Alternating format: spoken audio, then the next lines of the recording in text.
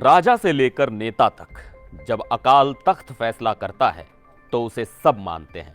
पर सवाल यह है कि आखिर अकाल तख्त ऐसा क्या कर सकता है कि पंजाब के बड़े बड़े नेता भी कांप उठते हैं। और सुखबीर बादल को यह तनखैया वाली सजा क्यों मिली। नमस्कार, मैं हूं सिद्धार्थ प्रकाश। यह कहानी सिर्फ एक नेता की नहीं है, यह कहानी है उस धार्मिक संस्था की जो न सिर्फ सिख धर्म का कानून बनाती है बल्कि उस कानून को लागू करने की ताकत भी रखती है। और ये ताकत ऐसी कि चाहे राजा हो या रंक, गलती करने पर सजा से बच नहीं सकता। सुखबीर बादल का मामला इसी ताकत की मिसाल है। तो चलिए पहले यह समझते हैं कि आखिर सुखबीर बादल को अकाल तख्त ने सजा क्यों सुनाई। साल 2007 से लेकर 2017 तक सुखबीर सिंह बादल पंजाब के डिप्टी सीएम थे। इस दौरान कई ऐसे विवादित फैसले लिए गए जिनकी वजह से अकाल तख्त और सिख संगत नाराज हुई।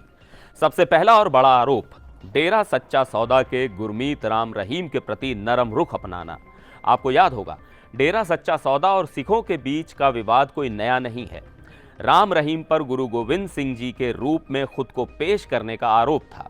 यह सिख धर्म के खिलाफ है, लेकिन बादल ने राजनीतिक फायदे के लिए राम रहीम से संबंध बनाए रखे। दूसरा आरोप बरगाड़ी बेअदबी कांड। 2015 में गुरु ग्रंथ साहिब की बेअदबी हुई।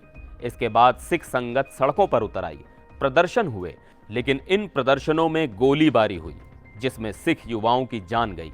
आरोप है कि इस मामले में पीड़ितों को न्याय दिलाने में सुखबीर बादल ने जानबूझकर ढिलाई दी। तीसरा बड़ा मुद्दा सुमेध सिंह सैनी को पंजाब का डीजीपी बनवाना। ये वही सैनी हैं जिन पर सिखों के खिलाफ पुलिसिया कार्रवाई के आरोप हैं। अकाल तख्त ने इस नियुक्ति को गलत माना। 4 महीने पहले अकाल तख्त ने इन्हीं आरोपों को लेकर सुखबीर सिंह बादल को तनखैया घोषित कर दिया। यह फैसला 5 तख्तों के सिंह साहिबान की बैठक के बाद मिलकर लिया गया और अब उन्हें सजा सुनाई गई। अब बात करते हैं सजा की। अकाल तख्त ने बादल को अमृतसर के स्वर्ण मंदिर में सेवा करने का हुक्म दिया है, वो भी 2 दिनों तक। मतलब बादल गुरुद्वारे के एंट्री गेट पर सेवादार बनकर खड़े रहेंगे। इसके अलावा उन्हें पंजाब के दूसरे गुरुद्वारों में भी यही सेवा करनी होगी, केशगढ़ साहिब और फतेहगढ़ साहिब में भी। और सबसे खास बात, इस प्रायश्चित के दौरान उनके गले में दोषी की तख्ती भी लटकी होगी। बता दें कि पहले बादल के लिए गोल्डन टेम्पल में टॉयलेट साफ करने की सजा मुकर्रर की गई थी, लेकिन हाल ही में उन्हें लगी चोट के चलते सजा को बदला गया। सोचिए, पंजाब का एक बड़ा नेता जिसके पीछे लाखों समर्थक हैं, उसे इस तरह से सार्वजनिक तौर पर अपनी गलती माननी पड़ रही है। अब सवाल ये उठता है कि आखिर अकाल तख्त के पास इतनी ताकत कहां से आती है। अकाल तख्त सिख धर्म की सबसे बड़ी धार्मिक संस्था है। इसकी स्थापना सिखों के 6ठे गुरु हरगोबिंद साहिब ने 1609 में की थी। इसका मतलब है अकाल यानी जो कभी खत्म ना हो, और तख्त यानी सत्ता। यह तख्त सिख धर्म के कानून बनाता है और इन कानूनों का पालन हर सिख को करना होता है, चाहे वो कोई राजा हो या आम इंसान। इतिहास में महाराजा रणजीत सिंह तक को इसने सजा दी थी। वही महाराजा रणजीत सिंह जिन्होंने साल 1801 में सिख साम्राज्य की स्थापना की थी। उन्होंने एक मुस्लिम नर्तकी से शादी कर ली थी जो सिख परंपरा के खिलाफ माना गया। अकाल तख्त ने उन्हें भी तनखैया घोषित किया और माफी मांगने को मजबूर किया। लेकिन इतना जरूर है कि अकाल तख्त केवल सिख धर्म को मानने वालों को ही सजा दे सकता है। तनखैया यानी वो इंसान जिसने सिख धर्म की मर्यादा का उल्लंघन किया हो। यह एक तरह का सामाजिक और धार्मिक बहिष्कार है।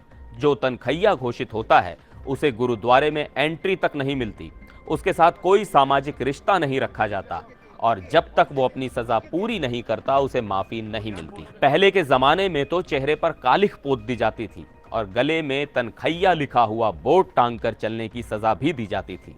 ये सिर्फ एक सजा नहीं है बल्कि आत्मा को झकझोर देने वाली बात है। और इसीलिए पंजाब की राजनीति में अकाल तख्त का डर आज भी कायम है। अब सवाल ये उठता है कि आखिर किसी को तनखैया क्यों और कैसे घोषित किया जाता है। ये फैसला सिखों की सबसे बड़ी धार्मिक संस्था अकाल तख्त ही करती है। अगर कोई सिख धर्म से जुड़ा व्यक्ति कोई धार्मिक गलती करता है तो उसके पास ये मौका होता है कि वो अपनी स्थानीय सिख संगत के सामने पेश होकर अपनी गलती मान ले। इसके बाद संगत उसकी भूल की पूरी जांच पड़ताल करती है और गलती की गंभीरता के आधार पर सजा तय करती है। सजा कैसे होती है, ये इस पर निर्भर करता है कि गलती कितनी बड़ी या छोटी है। सजा में गुरुद्वारे में जूते साफ करना, फर्श धोना, बर्तन मांजना जैसी सेवाएं शामिल हैं। इसके साथ ही कभी कभी आर्थिक दंड भी लगाया जा सकता है। लेकिन इस सजा का मकसद सिख धर्म की परंपराओं को बनाए रखना और व्यक्ति में सेवा भाव और आत्मनिरीक्षण की भावना को बढ़ाना होता है। अब तनखैया को सजा के दौरान क्या क्या करना होता है, यह भी समझ लीजिए। गुरुद्वारे में सेवा के दौरान तनखैया को सफाई का खास ध्यान रखना पड़ता है। मतलब हर चीज पूरी ईमानदारी और शुद्धता के साथ करनी होती है। सजा के दौरान वो केवल तय की गई जगह पर ही रह सकता है। घर या कहीं और जाने की इजाजत नहीं होती। हाँ, परिवार उससे मिलने आ सकता है, लेकिन इसमें भी कई पाबंदियां होती हैं। जब सजा पूरी हो जाती है तो तनखैया का दर्जा खत्म हो जाता है, यानी व्यक्ति दोबारा अपने धार्मिक और सामाजिक जीवन में लौट सकता है। ये पूरी प्रक्रिया गलती सुधारने और धार्मिक मर्यादा बनाए रखने के लिए होती है। देखिए, सुखबीर सिंह बादल पहले नेता नहीं हैं जिन्हें अकाल तख्त ने तनखैया करार दिया है। इससे पहले भी कई बड़े नेताओं को यह सजा मिल चुकी है। इनमें महाराजा रणजीत सिंह, पूर्व राष्ट्रपति ज्ञानी जैल सिंह, पूर्व गृह मंत्री बूटा सिंह, पूर्व मुख्यमंत्री सुरजीत सिंह बरनाला और कैप्टन अमरिंदर सिंह जैसे बड़े नाम शामिल हैं। अब भले ही इस सजा में कोई शारीरिक तकलीफ ना हो या जेल जैसी सजा ना दी जाए, लेकिन इसका असर कहीं ज्यादा गहरा होता है। धार्मिक और सामाजिक बहिष्कार का सीधा असर उस नेता की छवि और उनके कोर वोटर्स पर पड़ता है। खासकर पंजाब की राजनीति में इस सजा को काफी खौफनाक माना जाता है। अकाल तख्त का यह फैसला सिर्फ एक नेता के लिए सजा नहीं है, ये संदेश है कि चाहे आप कितने भी बड़े क्यों ना हो, गलतियां करने पर सजा जरूर मिलेगी। तो ये थी कहानी अकाल तख्त की ताकत और सुखबीर बादल की सजा की। आपका क्या कहना है इस फैसले पर? कमेंट करके जरूर बताएं। आज के लिए इस वीडियो में बस इतना ही। फिलहाल मुझे दीजिए इजाजत।